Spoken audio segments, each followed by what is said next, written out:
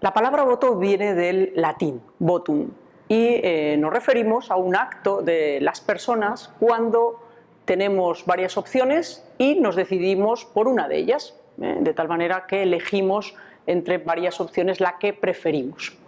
Cuando hablamos de decidir o de participar en unas elecciones políticas de un país o de una región, estamos hablando de sufragio.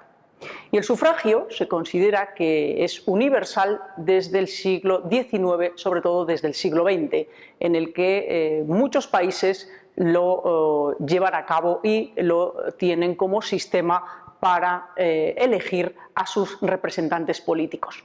Decir que en general en los países en los que hay sufragio universal es para todas las personas, independientemente de su sexo, de su religión, de su condición social, y que por tanto es algo que se ha ido ganando a lo largo de la historia porque no siempre fue así.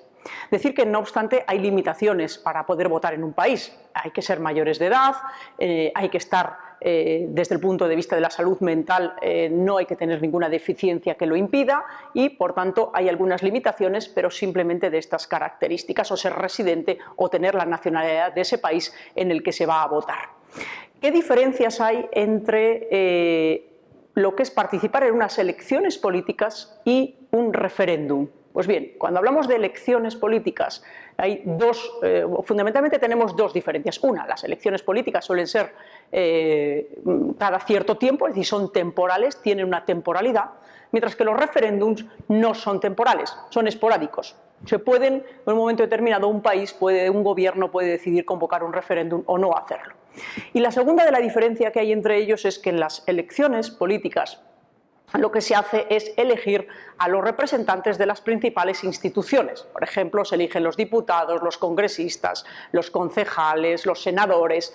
Todas esas personas se pueden votar y se pueden, por tanto, elegir. Y en un referéndum lo que se pregunta o lo que se pone en votación es una opinión sobre un asunto de interés general, como puede ser el formar parte o no de una organización internacional. Por ejemplo, formar parte o no de la ONU, de la OTAN o de organizaciones de esas características. Por tanto, estos temas son muy importantes porque, como digo, condicionan quiénes gobiernan en cada país y cómo se les elige.